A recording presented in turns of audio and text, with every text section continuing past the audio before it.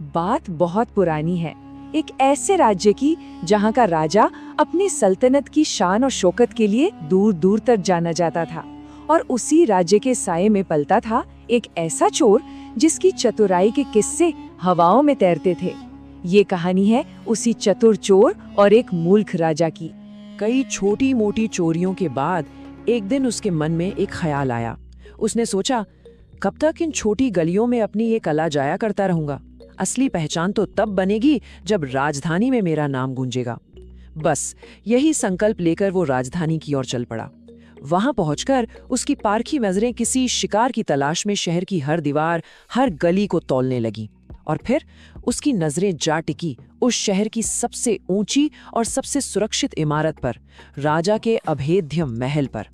उसने फैसला कर लिया, उसकी कला की सबसे बड़ी परीक्षा यही होगी। महल की सुरक्षा ऐसी थी कि परिंदा भी पर न मार सके।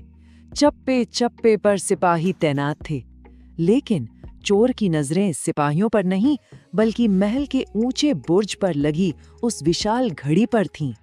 उसने एक योजना बनाई, एक ऐसी योजना जो ध्वनि को ही अपना हथियार बना ले। अंधेरी रात के सन्नाटे को जब घड़ी के घंटे ने तोड़ा, टन, पहली चोट, चोर ने दीवार में पहली कील ठोकी। टन, दूसरी चोट, दूसरी कील। घंटे की हर गूंज के साथ लोहे की कील पत्थर में समाती गई। 12 घंटों की आवाज में उसने महल की दीवार पर अपनी सीढ़ी बना ली और एक परछाई की तरह खामोशी से ऊपर चढ़कर महल में दाखिल हो गया। खजाने के अंदर का नजारा देख उसकी आंखें चौंधिया गईं। हर तरफ सोने, चांदी और जवाहरात के ढेर लगे थे, लेकिन उसकी नजरें सिर्फ सबसे कीमती हीरो पर थीं। उसने अपनी पोटली को उन चमकते पत्थरों से भरा और जैसे खामोशी से आया था वैसे ही अंधेरे में विलीन हो गया। सुबह होने से पहले वो और शाही खजाने के हीरे दोनों गायब हो चुके थे। अगली सुबह जब खजाने का दरवाजा खुला तो वहां के सन्नाटे ने पूरे महल में तूफान ला दिया। बात आग की तरह फैली। किसी की हिम्मत नहीं थी राजा को ये बताने की कि उनकी सल्तनत की नाक के नीचे से कोई चोर उनका सबसे बड़ा खजाना लूट ले गया। आखिर कांपते हुए मंत्रियों ने राजा के सामने ये खबर पहुंचाई। राजा का चेहरा गुस्से से तमतमा उठा। ये केवल चोरी नहीं थी, ये उसकी सत्ता को सीधी चुनौती थी। उसने हुक्म सुनाया, शहर की सुरक्षा 2 गुनी कर दो। रात में जो भी सड़क पर दिखे उसे पकड़कर कैद खाने में डाल दो। दरबार में सबने सिर झुकाकर हुक्म माना, पर उसी दरबार की भीड़ में एक आम नागरिक के भेष में खड़ा चोर राजा के हर शब्द को अपने दिमाग में उतार रहा था। राजा अपनी योजना बना रहा था और चोर अपनी अगली चाल सोच रहा था। चोर ने बड़ी आसानी से उन 26 सिपाहियों के नाम और पते मालूम कर लिए जिन्हें रात की गश्त के लिए चुना गया था। फिर उसने अपना रूप बदला।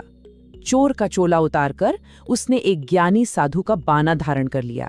वो जानता था कि सिपाहियों को हराने के लिए उसे उनके शस्त्रों से नहीं, उनके विश्वास से खेलना होगा।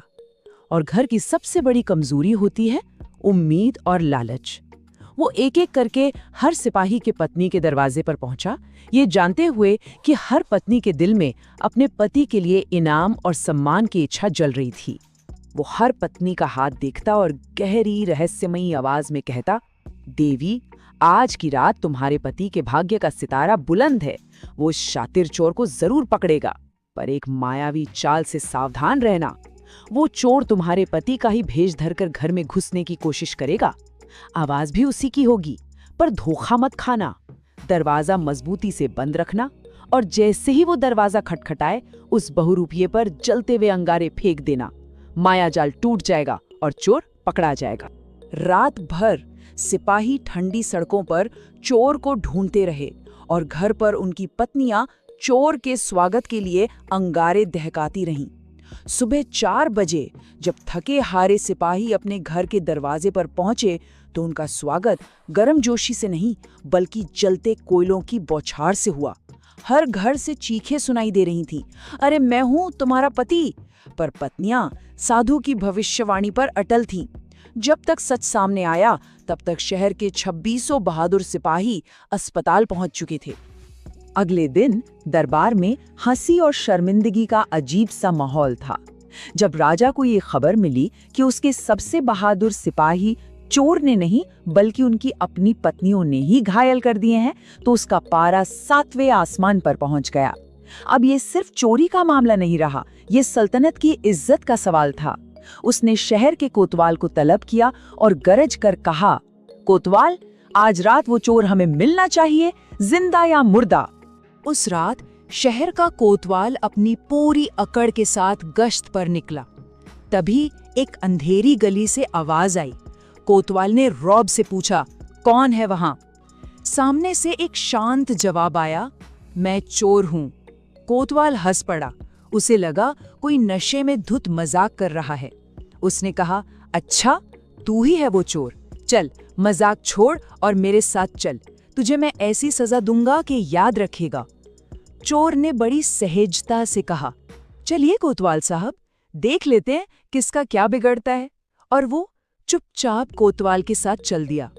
काठ के पास पहुंचकर चोर ने एक बच्चे जैसी मासूमियत से अपनी आंखों में हैरानी भरकर पूछा, कोतवाल साहब, मैंने इसके बारे में सुना तो बहुत है, पर ये काम कैसे करता है? क्या आप मुझे दिखा सकते हैं? कोतवाल ने शक से उसे घूरा। बड़ा चालाक बनता है, मैं तुझे दिखाऊं और तू भाग जाए। चोर ने हाथ जोड़ दिए। अरे साहब, मैं तो खुद चलकर आपके साथ आया हूं, अब कहां भागूंगा भला? कोतवाल के अहंकार ने उसकी बुद्धि पर पर्दा डाल दिया था। वो चोर को दिखाने के लिए खुद ही काठ में बैठ गया। जैसे ही उसके हाथ पैर सही जगह पर आए, एक खट की आवाज हुई। चोर ने फुर्ती से ताला बंद कर दिया था। उसने चाबी अपनी जेब में डाली, मुस्कुराकर कोतवाल को सलाम किया और बोला, अब आप आराम कीजिए साहब। और वो चला गया। जाड़े की वो सर्द रात और शहर का कोतवाल अपनी ही सजा में जकड़ा सुबह तक सर्दी से अकड़कर अधमरा हो चुका था। सुबह सिपाहियों ने जो नजारा देखा वो पूरी राजधानी में मजाक का किस्सा बन गया। अगले दिन जब दरबार में ये खबर पहुंची कि कोतवाल खुद ही काठ में रात गुजार कर आया है, तो राजा के सब्र का बांध टूट गया। ये सिर्फ हैरानी नहीं बल्कि अपमान की इंतहा थी। उसने फैसला किया, न सिपाही न कोतवाल, अब इस चोर से मैं राजा खुद निपटूंगा।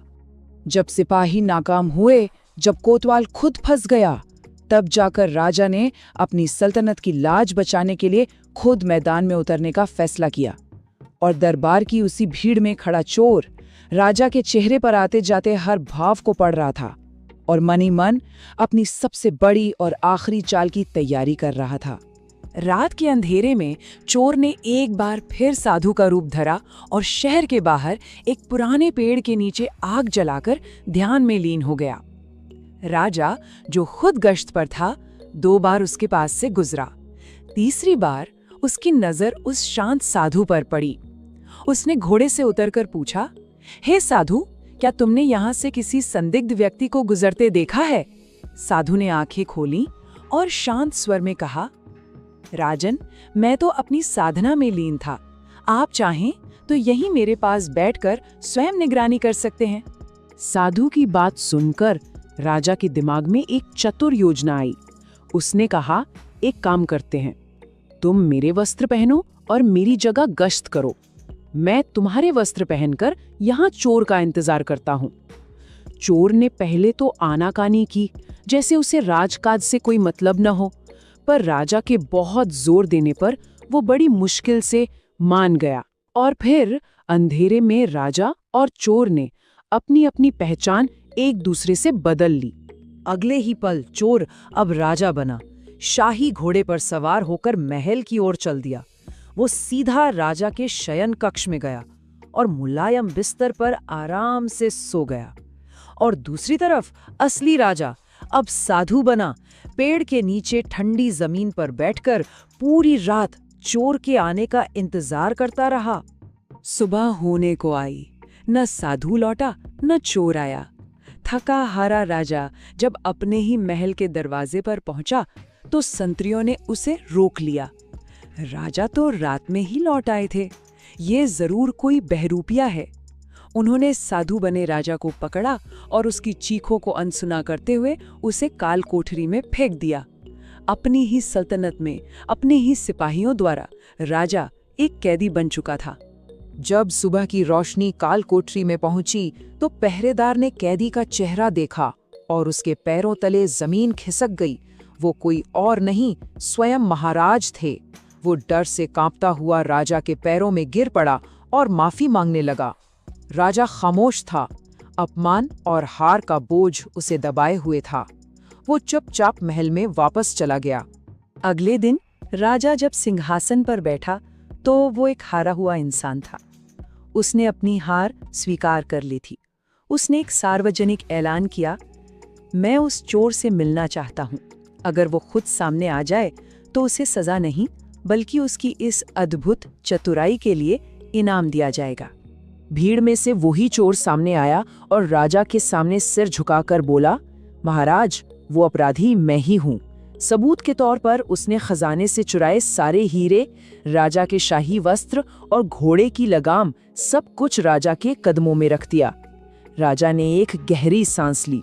उसने अपनी हार में भी एक जीत देखी, एक असाधारण प्रतिभा की जीत।